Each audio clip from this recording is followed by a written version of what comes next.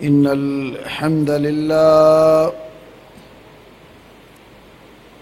نحمده ونستعينه ونستغفره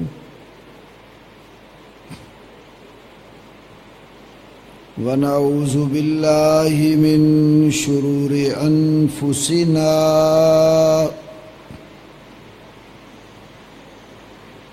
ومن سيئات أعمالنا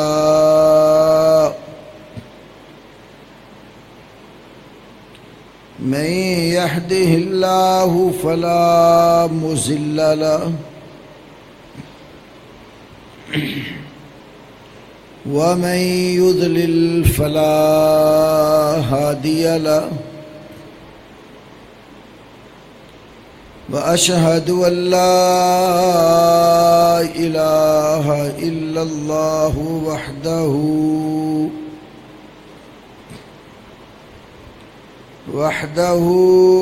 لا شريك له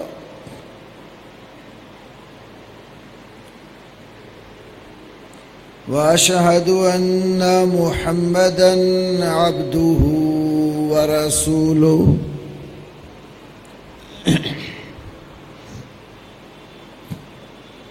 أما بعد فأعوذ بالله السميع العليم من الشيطان الرجيم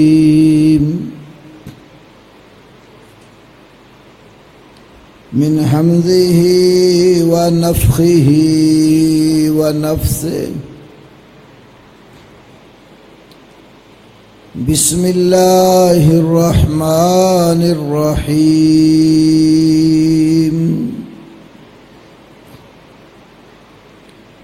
وقاتلوا في سبيل الله الذين يقاتلونكم ولا تعتدوا إن الله لا يحب المعتدين واقتلوهم حيث ثقفتموهم وأخرجوهم من حيث أخرجوكم والفتنة أشد من القتل ولا تقاتلوهم عند المسجد الحرام حتى يقاتلوكم فيه فإن قاتلوكم فاقتلوهم كذلك جزاء الكافرين فإن انتهوا فإن الله غفور رحيم وقاتلوهم حتى لا تكون فتنة ويكون الدين لله فإن انتهوا فلا عدوان إلا على الظالمين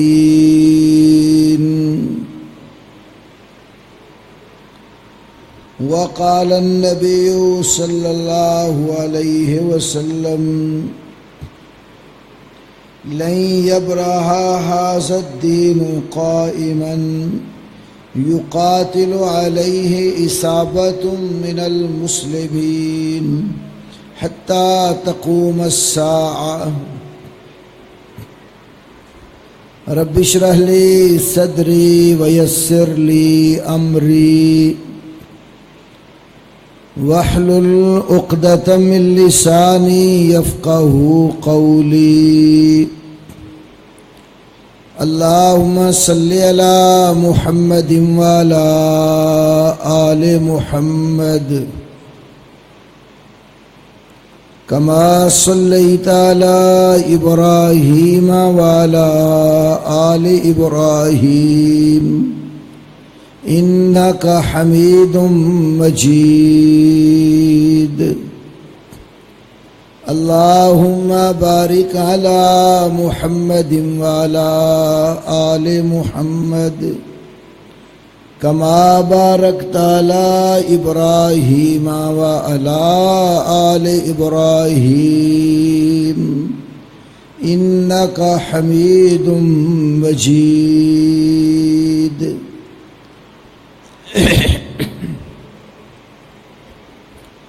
اسلام کے بنیادی فرائض میں سے ایک فریضہ جہاد فی سبیل اللہ ہے، جس کا رمضان المبارک کے ساتھ بھی بڑا تعلق اور مناسبت ہے۔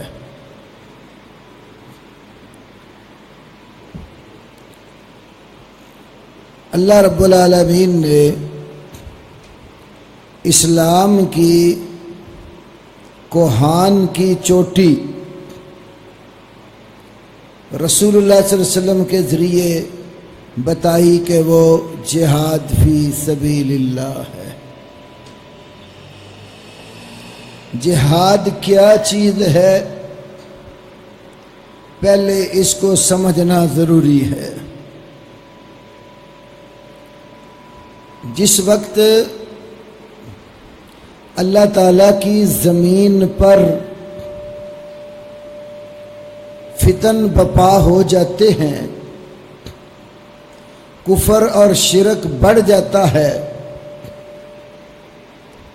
کافروں کے مسلمانوں پر مظالم زیادہ ہوتے چلے جاتے ہیں، تو پھر اللہ تعالیٰ نے اس زمین کو کفر و شرک سے پاک کرنے کے لیے، اللہ اور اس کے رسول کے گستاخوں کو ملیا میٹ کرنے کے لیے، مظلوم مسلمانوں کی نصرت اور مدد کے لیے،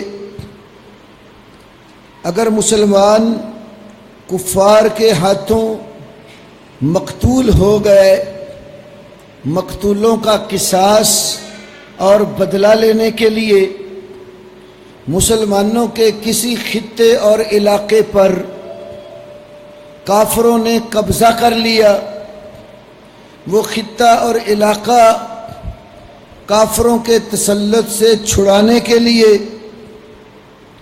مسلمانوں سے عہد کر کے اگر وہ غدر کریں، عہد شکنی کریں، تو عہد شکنی کی سزا دینے کے لیے اور اسلام کو اللہ کی زمین پر غالب کرنے کے لیے یہودی اور عیسائی اور دیگر قوتیں جو اپنا شر زمین پر پھیلائیں، ان سے لڑ کر انہیں مسلمانوں کے تابع رکھ کر جزیہ اور ٹیکس وصول کرنے کے لیے اللہ رب العالمین نے جہاد جیسا فریضہ دیا ہے۔ یہ بنیادی مقاصد ہیں جہاد فی سبیل اللہ کے، اور جہاد ہمیشہ کافر قوتوں کے خلاف ہوتا ہے۔ کسی مسلمان کے ساتھ لڑائی لڑنے کا نام جہاد نہیں ہے۔ جو کافر ایسی حرکات زمین پر کرتے ہیں جن کا میں نے تذکرہ کیا، ایسے کافروں سے ٹکرا جانے اور لڑنے کا نام جہاد ہے۔ امام احمد ابن حنبل رحمت اللہ علیہ کی حدیث کی کتاب مسند احمد میں عمر بن عبسہ رضی اللہ تعالی عنہ کی ایک لمبی حدیث کے ضمن میں یہ بات آئی، اللہ کے رسول صلی اللہ علیہ وسلم سے پوچھا گیا، مل جہاد، اللہ کے نبی یہ بتاؤ کہ جہاد کیا ہے؟ فرمایا ان تقاتل الکفار اذا لقیتہم، جب تیرا کافروں کے ساتھ آمنا سامنا ہو جائے تو کافروں سے لڑنے کا نام جہاد ہے۔ اور صحیح بخاری کی سب سے بڑی عظیم شرح فتح الباری جو حافظ ابن حجر عسقلانی رحمت اللہ علیہ نے لکھی ہے، کتاب الجہاد کے اندر حافظ ابن حجر جہاد اور قتال کا شرعی معنی سمجھانے کے لیے اس کی تعریف یہ لکھتے ہیں، بذل الجہد فی قتال الکفار، کافروں کے ساتھ لڑنے میں اپنی پوری ہمت، تگ و دو اور اسباب صرف کر دینے کا نام ہے۔ تو کون سے کافر جن سے لڑنا ہے؟ جو زمین پر فساد پھیلاتے ہیں، جو کافر مسلمانوں پر ظلم و ستم ڈھاتے ہیں، جو کافر زمین پر اعلانیہ اللہ تعالیٰ کی یا رسول اللہ صلی اللہ علیہ وسلم کی توہین کرتے ہیں۔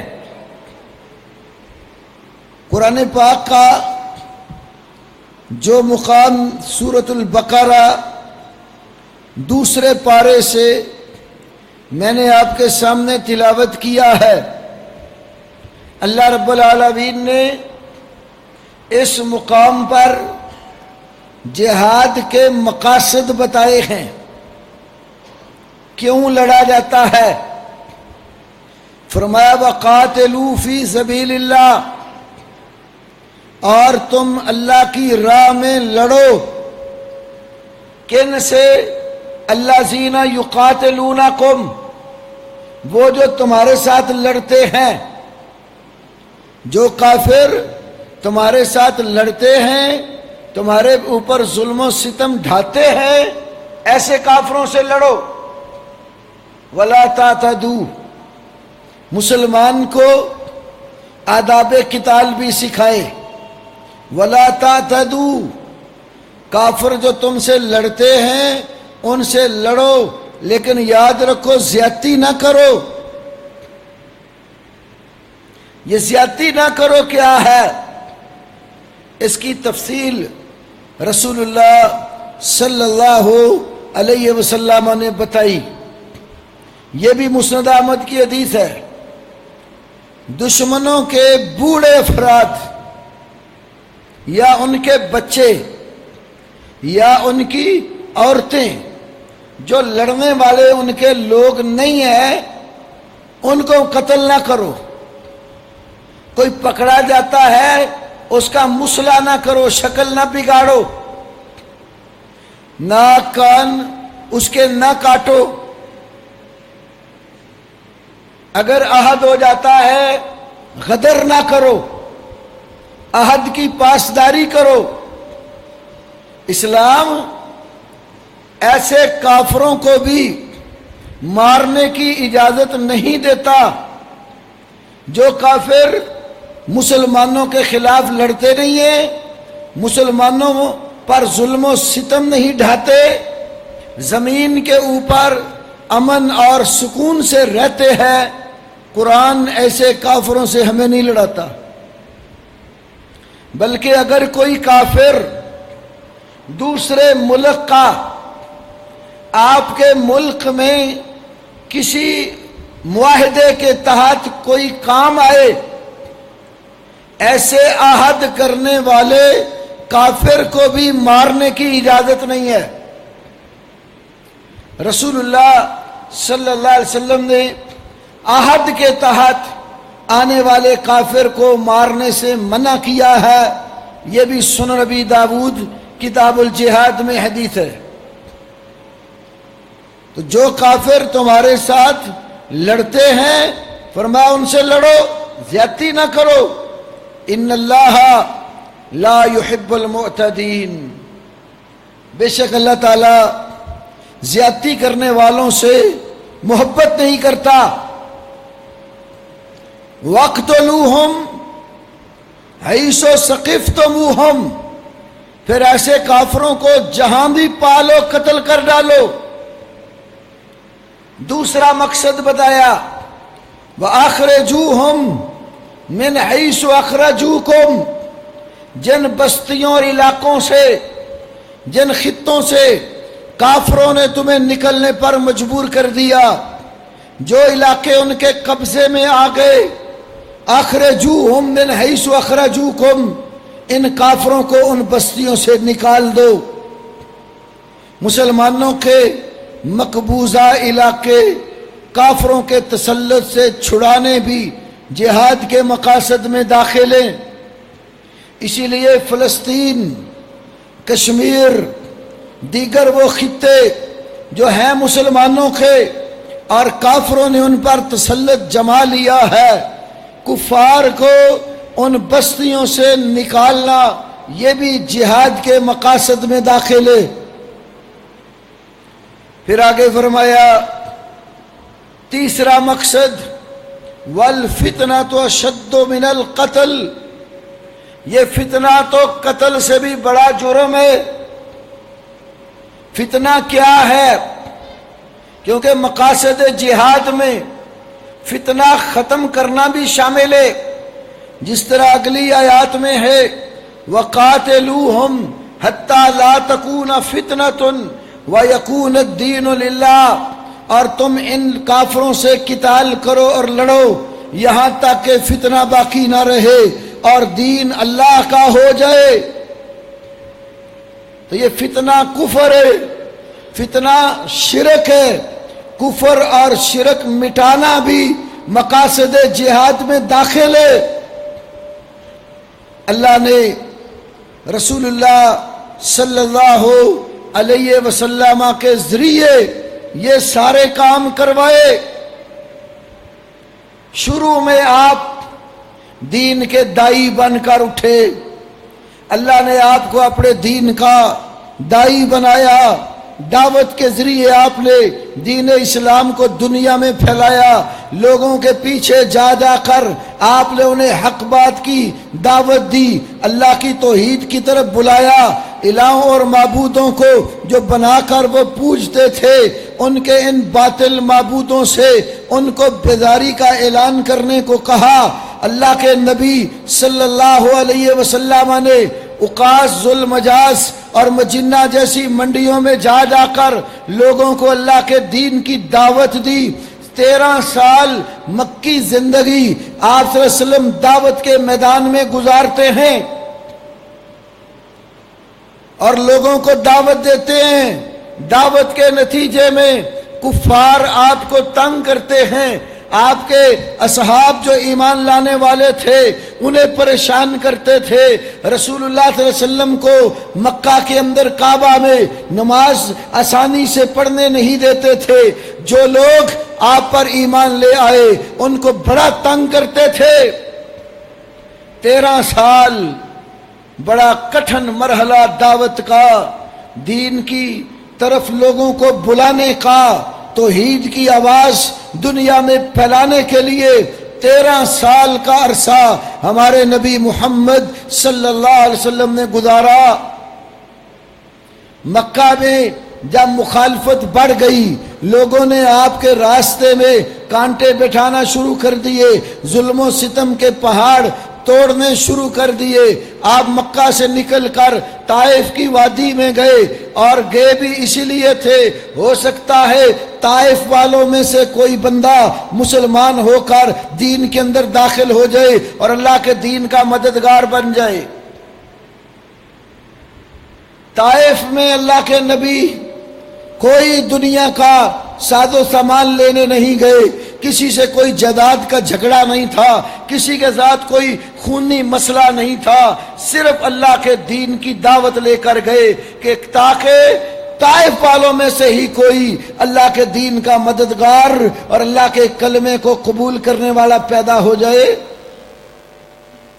رسول اللہ صلی اللہ علیہ وسلم جب طائف میں گئے، طائف کے سرداروں عبد یالیل وغیرہ کو اللہ کی توحید کی دعوت پیش کی، ایک اللہ کے در پر جھکنے کا کہا، تمام معبودان باطلہ کی نفی کرتے ہوئے انہیں دعوت دی کہ لا الہ الا اللہ پڑھو، اللہ کے سوا کسی کی بندگی نہ کرو، یہ جبین نیاز صرف ایک پروردگار کے آگے جھکاؤ، دعا کے لیے دست اپنے ہاتھ بلند کرنے ہیں تو دست سوال اللہ کے آگے دراز کرو، ہر طرح کی عبادت ایک اللہ کے لیے مختص کر دو۔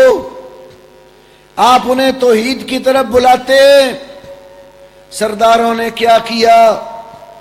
ہمارے نبی محمد کریم صلی اللہ علیہ وسلم کے پیچھے اپنی قوم کے اوباش لڑکوں کو، نوجوانوں کو لگا دیا، وہ آپ ان کو دین کی دعوت دیتے ہیں، وہ پتھر مار مار کر آپ کو لہو لہان کیے جا رہے ہیں۔ ہمارے نبی محمد صلی اللہ علیہ وسلم نے اتنا دکھ اٹھایا، سیدہ عائشہ صدیقہ طیبہ طاہرہ نے ہمارے نبی محمد کریم صلی اللہ علیہ وسلم سے کہا، اللہ کے رسول یہ تو بتائیے کہ آپ دنیا میں، اس دنیا میں آنے والے لوگوں میں سب سے زیادہ کس شخص کو ستایا گیا؟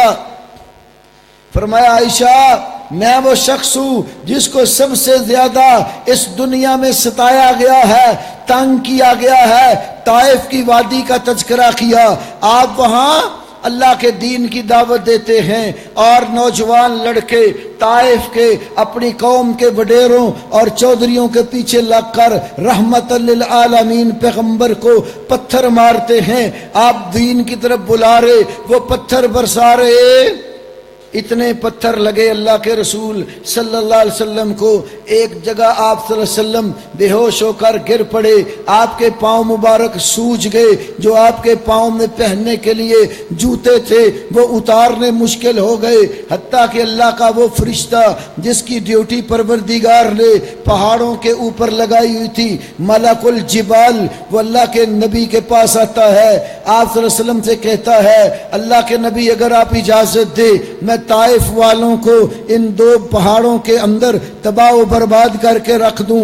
ہمارے نبی محمد صلی اللہ علیہ وسلم نے اتنے ظلم و ستم سہ کر بھی یہی بات کہی، نہیں اگر آج ان لوگوں میں سے کوئی کلمہ پڑھنے والا پیدا نہیں ہوتا تو ہو سکتا ہے ان کی نسل میں سے کوئی مسلمان پیدا ہو جائے۔ آپ نے ملک الجبال کو اس طائف میں بسنے والے لوگوں کی تباہی کا حکم نہیں دیا، فرمایا مجھے لعنت کرنے والا بنا کر نہیں بھیجا گیا، مجھے اللہ نے رحمت بنا کر بھیجا ہے۔ 13 سال ظلم و ستم کی چکی میں پستے رہے، آپ کے اصحاب بھی، ایمان لانے والے بھی دکھ اور درد برداشت کرتے رہے۔ 13 سال کے بعد اللہ رب العالمین نے ہجرت کا حکم دیا۔ جہاد ہمیشہ ہجرتوں کے بعد ہوتا ہے، جب تک کوئی شخص ہجرت کے لیے تیار نہیں ہوتا اتنی دیر تک میدان کارزار میں کھڑا ہو کر لڑ نہیں سکتا۔ اللہ نے پہلے آپ کو، آپ کے صحاب کو ہجرت کروائی اور ہجرت کے بعد مدینہ لا کر 16-18 ماہ گزارنے کے بعد پھر جہاد کا حکم دیا۔ مہاجر کون ہوتا ہے؟ حقیقی مہاجر وہ ہے، صحیح بخاری کی حدیث ہے، المہاجر من حجر ما نہی اللہ عنہ، مہاجر وہ ہوتا ہے جس چیز سے اللہ نے منع کر دیا ہے وہ اللہ کے حکم کے مطابق ہر منع کردہ چیز کو چھوڑ دیتا ہے۔ جو چیز پروردگار چھڑاتا ہے اس کو چھوڑنے والا مہاجر شمار ہوتا۔ علاقہ اور خطہ بھی چھوڑتا ہے اللہ کے حکم سے، کفر چھوڑتا ہے اللہ کے حکم سے، شرک چھوڑتا ہے اللہ کے حکم سے، ظلم و زیادتی چھوڑتا ہے اللہ کے حکم سے۔ جو چیز اللہ نے حرام بنا دی ہے، جس سے رب نے روک دیا ہے، جو شخص اس سے رک جاتا ہے اور اس چیز کو ترک کر دیتا ہے وہ حقیقی مہاجر ہوتا۔ اللہ نے حکم دیا مکہ چھوڑ کر مدینہ روانہ ہو جاؤ۔ کسی صحابی رسول نے بھی اللہ کے رسول سے شکوہ نہیں کیا، کہ یا رسول اللہ اپنا گھر بار چھوڑ دیں، بیوی بچے چھوڑ دیں، عزیز و اقارب چھوڑ دیں، روزمرہ کے اخراجات آمدن یہاں سے ہوتی ہے، اپنی زندگی کی گزران چھوڑ دیں۔ کوئی کسی نے ادھر اور بہانہ نہیں کیا، گھر چھوڑنا پڑا چھوڑا، بیوی بچے چھوڑنے پڑے چھوڑ گئے، اور اسی طرح عزیز و اقارب رشتہ دار زمینیں جائیدادیں چھوڑنا پڑی، چھوڑ کر اللہ کے حکم سے مکہ سے مدینہ روانہ ہو گئے۔ اور میرے نبی محمد صلی اللہ علیہ وسلم صدیق اکبر کی رفاقت میں مکہ سے نکلتے ہوئے بیت اللہ کو مخاطب ہو جاتے ہیں، اور آپ صلی اللہ علیہ وسلم کہتے ہیں کعبۃ اللہ میرا دل نہیں کرتا میں تجھے چھوڑ کر جاؤں، لیکن یہاں کے لوگ ادھر بسنے نہیں دیتے۔ آپ کعبے کو دیکھ کر آخری نظریں ملاپ کرنے کے بعد صدیق اکبر کو ساتھ لیتے ہیں اور غار ثور میں جا پہنچتے ہیں۔ 3 دن راتیں غار ثور میں صدیق اکبر آپ کی معیت اور رفاقت میں رہے، پھر وہاں سے نکل کر مدینہ روانہ ہو گئے۔ مدینہ کی زندگی ایسی تھی، آتے ہی اللہ کے رسول نے جب قباء میں تشریف لائے، مسجد قباء کی آپ نے بنیاد رکھی، اور پھر اس کے بعد جب قباء سے نکل کر مدینہ تشریف لائے، مدینہ میں بھی آتے ہی مسجد نبوی کی بنیاد رکھی، کیونکہ عبادات کے قیام کے لیے مساجد کا اسلام نے بڑا مقام ہے، اور یہ مسجدیں بھی جہاد فی سبیل اللہ کے نتیجے میں قائم ہوتی ہیں۔ اللہ کی راہ میں نکلنے والے لوگ جہاں بھی جاتے ہیں اپنی عبادت کی فکر پہلے کرتے ہیں۔ میں نے اپنے رب کے آگے سجدہ ریز ہونا ہے، ماتھا ٹکانا ہے، جبین نیاز جھکانی ہے، دستے سوال دراز کرنے ہیں، تو میرے پاس کوئی ایسی جگہ ہو جہاں میں خلوت اور تنہائی میں بھی اللہ کی عبادت کروں، دوست احباب کی معیت میں بھی جماعت کے ساتھ اللہ کی عبادت کروں۔ تو قباء میں بھی مسجد بنوائی، مدینے میں آ کر مدینہ میں بھی آپ نے مسجد کی بنیاد رکھی۔ اور رسول اللہ کی مسجد کیسی تھی؟ صحیح بخاری وغیرہ میں آپ کی مسجد کا نقشہ جو ہمیں ملتا ہے، آپ اس کے اوپر غور کریں، کھجور کے تنے ستون بنا کر گاڑے گئے ہیں، اور چھت جو ہے وہ ستون، چھت جو ہے وہ کھجوروں کا جو شاخیں ہیں ان کا چھپر بنا کر ڈالی گئی ہے۔ کوئی اتنی پکی اور مضبوط چھت نہیں ہے، جب بارش ہوتی ہے چھت ٹپک پڑتی ہے، اور مسجد کے سین کچا ہے، وہاں کیچڑ ہو جاتا ہے۔ رسول اللہ صلی اللہ علیہ وسلم اللہ کی بندگی جب کرتے ہیں اس کیچڑ والی زمین پہ ماتھا زمین پہ ٹکا دیتے ہیں، سلام پھیرتے ہیں۔ آپ جب صحابہ کی طرف رخ کر کے بیٹھتے ہیں، آپ کی پیشانی پر بھی مٹی لگی ہوئی ہے، آپ کی ناک مبارک پہ اوپر بھی مٹی لگی ہوئی ہے، اتنی کچی مسجد تھی وہ۔ جب جہاد کا حکم آیا، اُذِنَ لِلَّذِينَ يُقَاتَلُونَ بِأَنَّهُمْ ظُلِمُوا، جن لوگوں پر ظلم و ستم ڈھایا گیا ہے انہیں قتال کرنے کی، اب لڑنے کی اجازت دے دی گئی ہے۔ کسی صحابی رسول نے اس موقع کے اوپر بھی اللہ کے نبی سے کوئی شکوہ نہیں کیا کہ یا رسول اللہ ابھی تو ظلم و ستم کے پسے ہوئے آئے، گھر بار چھوڑ کے آئے، بیوی بچے چھوڑ کے آئے، مدینہ میں آپ ابھی ہم نے کوئی اچھی طرح ڈیرا بھی نہیں لگایا، گھر بھی نہیں بنائے، جس مسجد میں عبادت کرتے ہیں اس کو بھی اچھی طرح کوئی لیپ نہیں دیا، بارش ہوتی ہے چھت چپکتی ہے، اندر کیچڑ ہو جاتا ہے، کوئی عذر کوئی بہانہ صحابہ نے اللہ کے رسول کے سامنے پیش نہیں کیا، بلکہ اللہ کے نبی نے اجازت ملتے ہی جب صحابہ کو جہاد کی تیاری کے لیے کہا تو اللہ کے نبی صلی اللہ علیہ وسلم کی پوری محنت جو مکہ اور مدینہ کی تھی، 313 کے لگ بھگ آپ صلی اللہ علیہ وسلم کے صحاب تیار تھے۔ اللہ کے نبی پھر 17 رمضان المبارک کو 313 صحابہ کا قافلہ لے کر میدان بدر کی طرف نکلے۔ یہی رمضان کا مہینہ تھا، عرب کی گرمی بھی بڑی شدت گرمی، پھر گرمی کے روزے رکھ کر اللہ کی راہ میں لڑنے کے لیے صحابہ کرام نکل پڑے۔ رسول اللہ صلی اللہ علیہ وسلم نے 2 ہجری میں یہ بڑا مارکا سب سے پہلے رمضان المبارک میں لڑا۔ مکے کے وہ کافر جو صحابہ کو تنگ کرتے تھے، جو اللہ کے رسول کی دشمنی میں بہت آگے نکل چکے تھے، وہ اسلحے کے ساتھ لیس، سواریاں موجود، ساز و سامان اور خوراک ہر طرح کی پاس موجود ہے، اور میرے نبی کے صحابہ کے مقابلے میں 3 گنا بڑا لشکر تھا۔ اللہ کے نبی 313 کی تعداد میں، وہ 1000 کی تعداد میں، آپ کے پاس پورا اسلحہ بھی نہیں ہے، سواریاں بھی نہیں ہے مکمل، خوراک کا سامان بھی پورا نہیں ہے، افرادی قوت بھی پوری نہیں ہے، لیکن اللہ کا حکم سن کر میدان بدر کی طرف نکلے۔ کیونکہ ایمان والا شخص جو ہے مادی اسباب وسائل استعمال ضرور کرتا ہے، ان اسباب پر توکل نہیں کرتا، توکل اللہ کی ذات پر کرتا ہے۔ پروردگار چاہے تو اسی اسلحے میں اتنی قوت پیدا کر دے، تھوڑا بھی ہو دشمن کے خاتمے کے لیے کافی ہو۔ پروردگار نہ چاہے تعداد خواہ کتنی زیادہ کیوں نہ ہو، وہ میدان میں کام نہیں آتی۔ یہ فتح اور شکست اللہ کے ہاتھ میں ہے، کیونکہ جب آپ صلی اللہ علیہ وسلم نے مکہ فتح کیا تھا، رمضان المبارک کے بابرکت مہینے میں مکہ فتح ہوا، 10,000 کا لشکر جرار اس وقت آپ کے ساتھ تھا۔ مکہ فتح کر کے پھر قریب کے آس پاس کے جتنے بت خانے تھے ان کے توڑنے کے لیے صحابہ کے مجموعے اور لشکر بنا بنا کے روانہ کیے تھے۔ 2000 کے قریب لوگ مکہ فتح ہونے کے موقع پر حلقہ اسلام میں داخل ہو گئے۔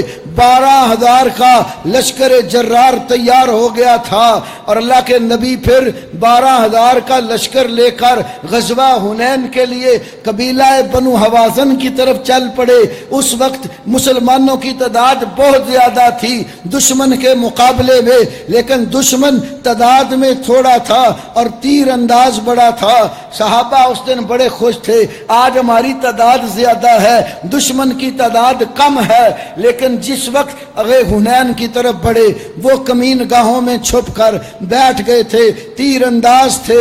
اللہ کے نبی کے صحابہ جب آگے بڑھے، انہوں نے یک بارگی تیروں سے حملہ کر دیا۔ مسلمانوں کی جو کثرت تھی اور فوج تھی اس میں بھگدڑ مچ گئی۔ اللہ کے نبی اکیلے میدان میں کھڑے ہیں اور کیا کہہ رہے ہیں؟ انا النبی لا کذب انا ابن عبد المطلب، میں نبی ہوں، جھوٹا نہیں ہوں، میں عبد المطلب کا بیٹا ہوں، سچا پیغمبر ہوں اللہ کا۔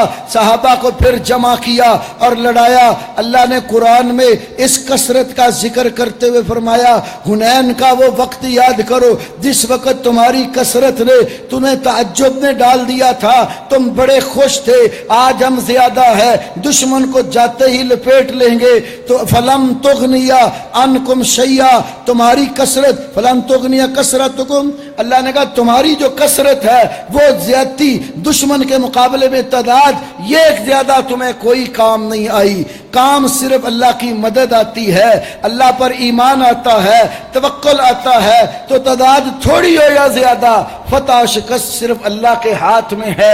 تو 313 تھے، تھوڑے تھے، ایمان تھا، اللہ پر توکل تھا، اسباب و وسائل نہیں تھے۔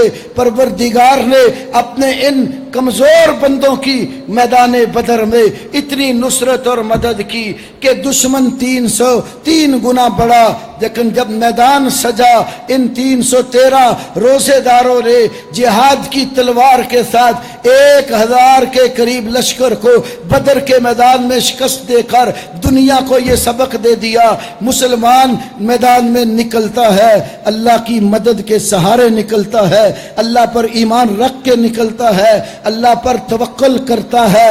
تو اللہ کے نبی صلی اللہ علیہ وسلم نے جہاد کا حکم دیا تو 313 جتنے بنے چھوٹے بڑے ملا کر میدان بدر کی طرف نکل پڑے۔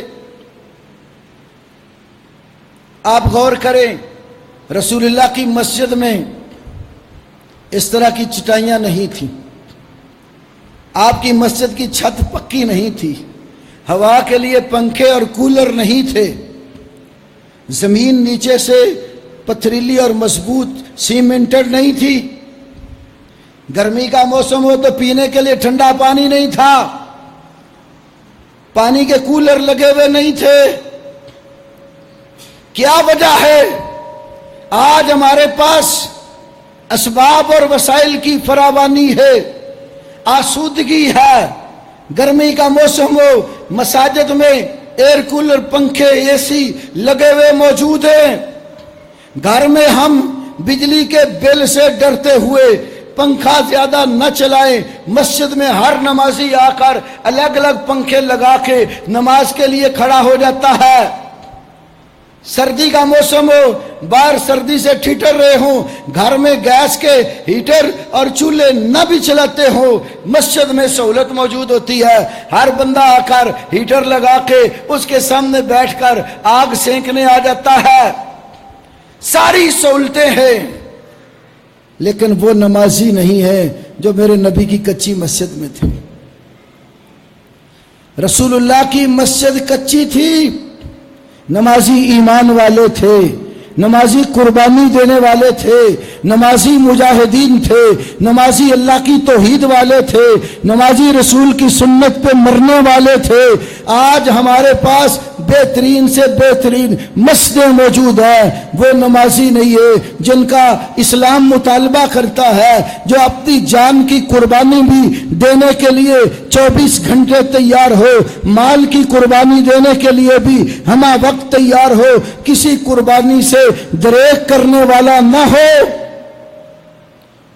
اللہ نے رسول اللہ کو الگ جہاد اور قتال کا حکم بھی دیا۔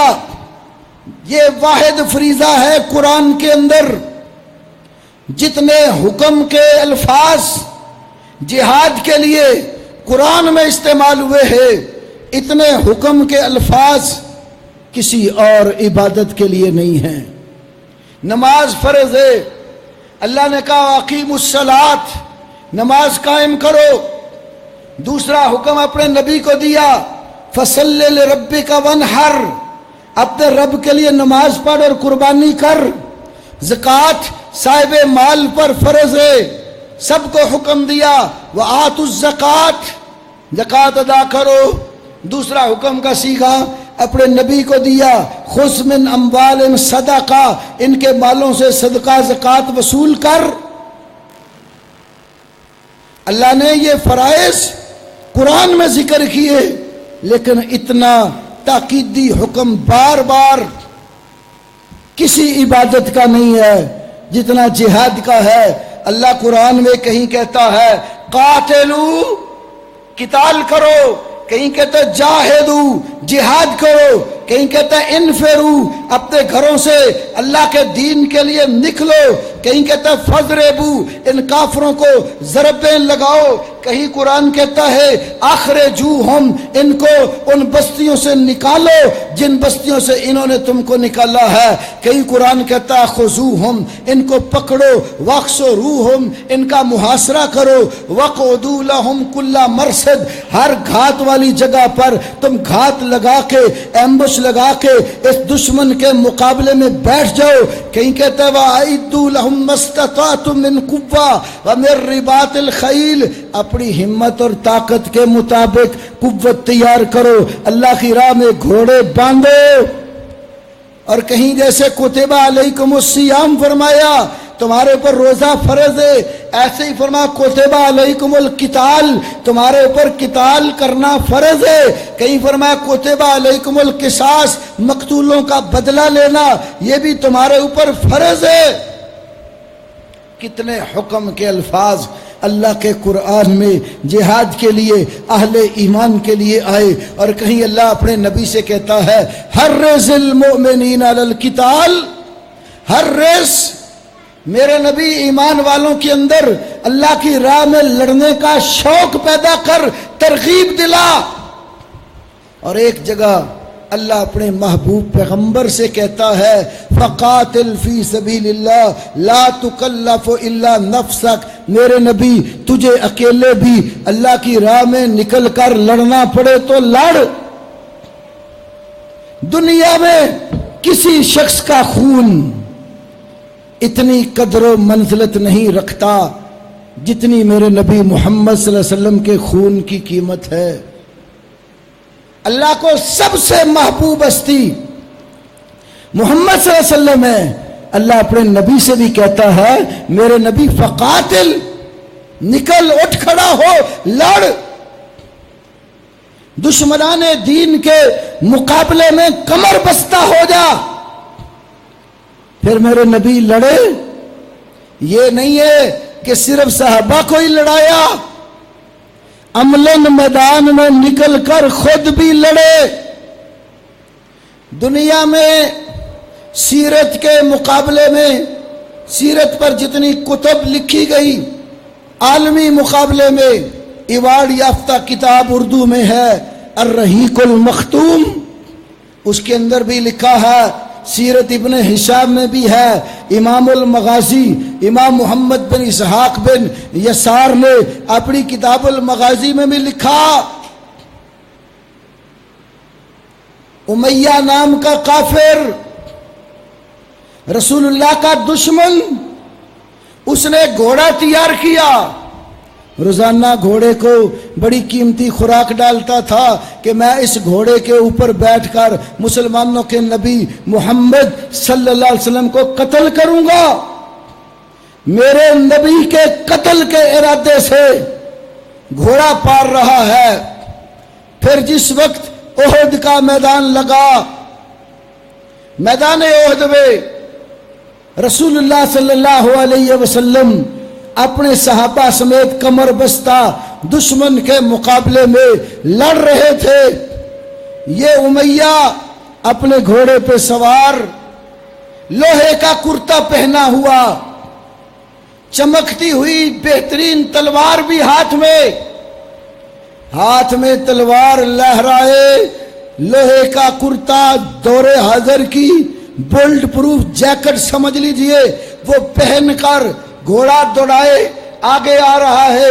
صحابہ نے بتایا یا رسول اللہ صلی اللہ علیہ وسلم یہ وہ کافر آ رہا ہے جس نے گھوڑا پالا ہی اس لیے تھا کہ اس کے اوپر بیٹھ کر یہ کہتا ہے میں مسلمانوں کے نبی محمد کو قتل کروں گا۔ فرمایا اگر اس نے مجھے قتل کرنے کے لیے یہ ساری تیاری کی ہے پھر تم میں سے کوئی اس کا مقابلہ نہیں کرے گا، اس کا مقابلہ میں محمد خود کروں گا صلی اللہ علیہ وسلم۔ آپ کے پاس آپ کے صحابی حارث بن سمہ رضی اللہ تعالی عنہ تھے، ان کے ہاتھ میں نیزہ تھا، بڑا چمکتا دمکتا۔ فرما حارث یہ نیزہ مجھے پکڑا دو، صحابی سے نیزہ لے لیا۔ آپ زمین پہ کھڑے ہیں، کوئی اسلحے کو اپنے آپ کو دشمن کے وار سے بچانے کے لیے لوہے کی زرہ اور کرتا نہیں ہے، اور تنہا بدن اور ہاتھ میں نیزہ لیے زمین پہ کھڑے ہیں۔ وہ کافر گھوڑے پہ سوار ہے اور لوہے کی زرہ بھی پہنی ہوئی ہے تاکہ تیر و تلوار کا وار کارگر ثابت نہ ہو، ہاتھ میں تلوار پکڑے ہوئے جب آگے بڑھا میرے نبی محمد صلی اللہ علیہ وسلم نے اس کافر کے وجود کا جائزہ لیا، ذرا فوجی نگاہ سے دیکھا کہ اس کو میں وار کروں تو کہاں کارگر ثابت ہوگا۔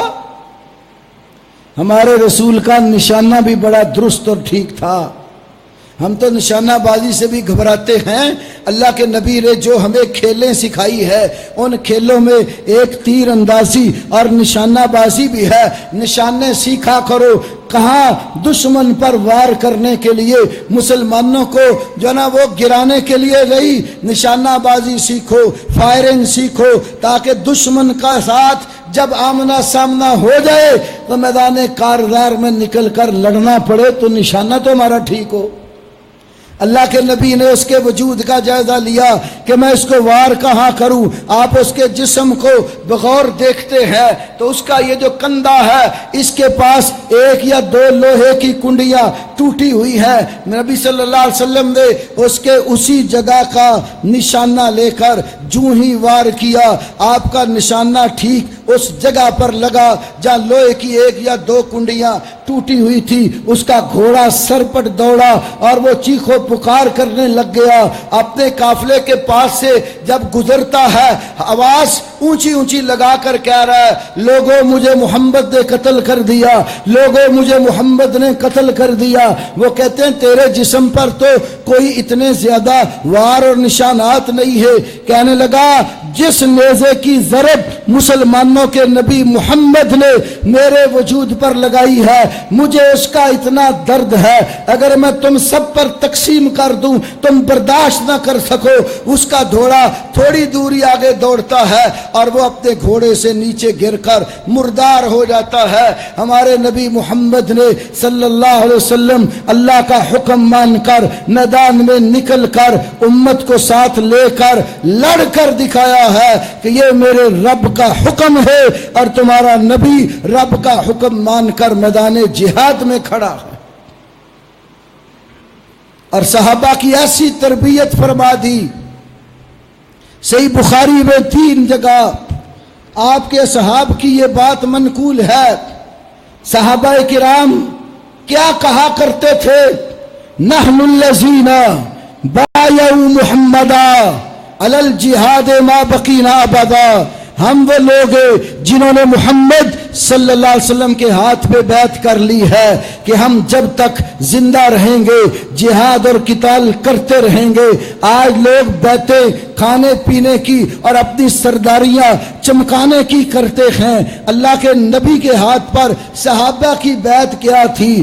جب تک جسم میں جان موجود ہے اللہ کے دین کے لیے دین دشمن طاقتوں سے لڑتے رہیں گے اور اللہ کی راہ میں قتال مرتے دم تک جاری رکھیں گے. آج بھی میرے بھائیوں دنیا کفر مسلمانوں کے کئی خطوں پر حملہ آور ہے اور مسلمانوں کا دین بگاڑنے میں ان کی دنیا خراب کرنے میں پوری تگ و دو کے ساتھ پوری قوتوں کے ساتھ حملہ آور ہے. بے شمار خطوں میں مسلمان مظلوم ہے. خالی آپ برما کے مسلمانوں کی صورتحال دیکھ لیجئے. برما میں کیا کچھ نہیں مسلمانوں کے ساتھ ظلم و ستم ڈھایا گیا. مسلمان زندہ جلائے گئے, مسلمان پانیوں کے اندر غوطے دے دے کر مارے گئے. گجرات شہر میں بھی کتنے مسلمان مودی کے پہلے دور حکومت میں جب یہ گجرات کا وزیر اعلیٰ تھا کتنی بستیاں مسلمانوں کی اسی طرح زندہ جلا دی گئی تھی. کشمیر کے اندر بھی کتنے مسلمان چھوٹے چھوٹے بچوں کو پیلٹ گن کے ساتھ فائر کر کے ان کی نظریں ضائع کر دی گئی ہیں. کہاں کہاں ظلم نہیں ہے. مسلمان حکمرانوں سے میں بالخصوص یہ بات کہتا ہوں یہ اصل فریضہ تمہارا ہے جہاد کو قائم کرنا, مسلمانوں کے ظلم و ستم کا بدلہ لینا. آج 56 سے زائد اسلامی ممالک موجود ہے. کوئی مسلمان حکمران اتنی جرت نہیں کرتا کہ وہ اٹھ کر مظلوم مسلمانوں کی نصرت اور حمایت کرے, ان کا بدلہ لینے کے لیے کافروں کی آنکھوں میں آنکھیں ڈال کر ان سے بات کرے. میرے بھائیوں یاد رکھو خواہ کسی بھی مسلمان خطے کا حکمران ہو, کل قیامت والے دن پروردگار کے آگے وہ ان مظلوموں کا حساب دینے والا ہوگا. پروردگار ان حکمرانوں سے مظلوم مسلمانوں کی مظلومیت کا حساب ضرور لے گا, کیونکہ ان کے کندھوں پر پوری امت کا بوجھ ہے. جس خطے کے حکمران ہے اپنے پورے خطے کا دفاع کرنا اور مسلمانوں کی نصرت اور مدد کرنا ان کے اوپر فرض ہے. بلکہ فتح الباری شرح صحیح بخاری میں موجود ہے مسلمان حکمران پر ایک دفعہ سال کے اندر کم از کم آگے بڑھ کر کفار کے ساتھ دو بدو ہونا اور لڑنا فرض ہے, کیونکہ اللہ نے قرآن میں سورہ توبہ کے اندر یہ حکم دیا ہے تم یہودیوں اور عیسائیوں کے ساتھ جو اللہ کی حلال کردہ چیزوں کو حلال نہیں مانتے, اللہ کی حرام کردہ چیزوں کو حرام نہیں مانتے, اللہ اور اس کے رسول کے دشمن ہے, ایسے ایسے لوگوں سے لڑو. کب تک لڑو؟ حتیٰ یؤت الجزیۃ عن ید وہم صاغرون، یہاں تک کہ اپنے ہاتھوں سے جزیہ اور ٹیکس دے اور ذلیل و خوار ہو کر مسلمانوں کے تابع ہو کر رہیں. تو جزیہ کی وصولی سال بعد ہوتی ہے، تو کم از کم سال میں ایک دفعہ مسلمان حکمران پر فرض ہے وہ جہاد کا میدان سجائے. اسی لیے تو کافروں نے چالیں چل کر مسلمانوں کے نصاب سے، بچوں کے تعلیمی نظام سے وہ آیات نکلوا دی جن میں جہاد فی سبیل اللہ کا درس تھا، تاکہ اس امت کو جہاد فی سبیل اللہ کی سمجھ نہ آئے اور نہ یہ جہاد کے لیے اٹھے. بزدلی اور ان کے اندر دنیا کی رونقیں اور محبتیں بسا دی گئی، اور حکمران بھی دنیا کی عیاشیوں میں پڑے ہوئے اپنی زندگی کو اپنے حساب سے سامان تعیش سے آراستہ کرنے میں لگے ہوئے ہیں. کسی مظلوم مسلمان کی مظلومیت کی فکر نہیں ہے. حالانکہ مسلمان حکمران غیرت مند ہوتا ہے تو ایک مسلمان بہن پر بھی کافروں کے کسی خطے میں ظلم و ستم ہو تو بدلے کے لیے تڑپ جاتا ہے. تاریخ کی کتابوں میں یہ واقعہ مرقوم ہے کہ سلطنت اموریہ میں ایک مسلمان بہن کے چہرے پر بازار میں خرید و فروخت کے موقع پر ایک کافر نے تھپڑ مارا تھا، اور اس مسلمان بہن نے اپنی آواز بلند کرتے ہوئے کہا واہ معتصما، اور مسلمانوں کے خلیفہ معتصم باللہ تو کہاں ہے؟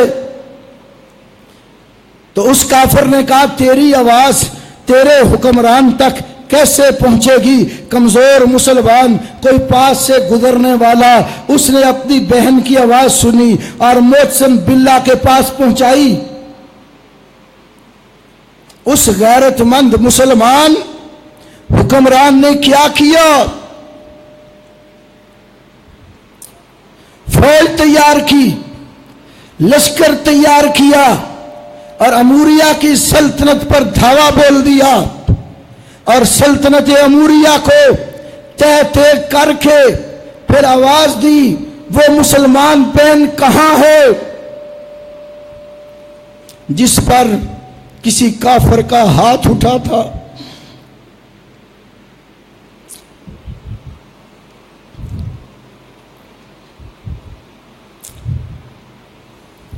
بدلہ لے کر دیا اور کہا جب تک مسلمان کی غیرت زندہ ہے دنیا کے کسی خطے میں بھی کسی مسلمان بہن پر کافر کا ہاتھ اٹھے گا ہم اس کا ہاتھ اس کے جسم سے جدا کر دیں گے. آج حکمرانوں ایمان کی غیرت زندہ کرو اور اپنے مظلوم برما اور کشمیر، فلسطین اور دیگر ممالک میں مسلمان ماؤں بہنوں اور بچوں کا بدلہ لینا. قرآن کہتا ہے کتب علیکم القصاص، مقتولوں کا بدلہ لینا تمہارے اوپر فرض کر دیا گیا ہے. اور اگر ایسی صورتحال آخر میں شیخ الاسلام والمسلمین امام ابن تیمیہ کا ایک فتویٰ عرض کر کے اپنی گزارشات ختم کرتا ہوں، جب کافر کفتے مسلمانوں پر حملہ آور ہو جائے اور کوئی ان کا دفاع کرنے والا نہ ہو تو جس خطے میں جس حالت میں بھی ہو اپنی استطاعت اور ہمت کے مطابق ان پر جہاد کرنا فرض عین ہو جاتا ہے. فتاوی کبریٰ کی 4 جلد 608 صفحہ ہے، کتاب الجہاد ہے. لکھتے ہیں وَأَمَّا قِتَالُ الدَّفْعِ فَوَاشَدُّ أَنْوَاعِ دَفْعِ السَّائِلِ، دفاعی جہاد سب سے اہم ترین اور مشکل ترین جہاد میں سے ہے. اگر کوئی دشمن حملہ آور ہو جائے فالعدو السائل الذي يفسد الدين والدنيا لا شيء اوجب بعد الايمان من دفعه، جب دشمن مسلمانوں کے خطے پر حملہ آور ہو جائے، ان کا دین بھی بگاڑے، دنیا بھی بگاڑے، پھر کلمے کے بعد سب سے بڑا فریضہ، سب سے بڑا واجب اگر کوئی ہے وہ جہاد فی سبیل اللہ ہے۔ فلا یشترط له شرط ویدفع بحسب الامکان۔ جب مسلمان مظلوم ہو پھر دفاع کے لیے کسی قسم کی اسلام میں کوئی شرط نہیں ہے، پھر جتنا ممکن ہو اپنی طاقت کے مطابق لڑو اور دفاع کرو۔ تو میرے بھائیو، حسب الامکان، اگر حکام نہیں لڑتے، مسلمانوں کی نصرت اور مدد نہیں کرتے، تو ہم سب لوگوں کو اپنی ہمت اور بساط کے مطابق جس طریقے سے بھی حصہ لے سکتے ہوں حصہ لینا چاہیے۔ ہم ان کی جانی مدد کر سکتے ہوں، جانی مدد کرنی چاہیے، جس طرح کہ الحمدللہ بہت سارے خطوں میں ہمارے مجاہد بھائی تربیت لے کر جاتے ہیں۔ مالی نصرت اور مدد کر سکتے ہوں تو مالی نصرت اور مدد کر کے ان کا ہاتھ بٹانا چاہیے۔ اسلام نے اگر آپ کو اموال سے نوازا ہے، فتاوی ابن تیمیہ میں دوسری جگہ جہاد کے ضمن میں ہی یہی بات لکھی ہے، جب مسلمان مظلوم ہو جائے اور ان کا دفاع کرنے والا کوئی نہ ہو تو پھر اپنے اموال کو دفاع میں خرچ کرنا سب فرائض سے، مالی فرائض سے اہم ترین فریضہ ہوتا ہے۔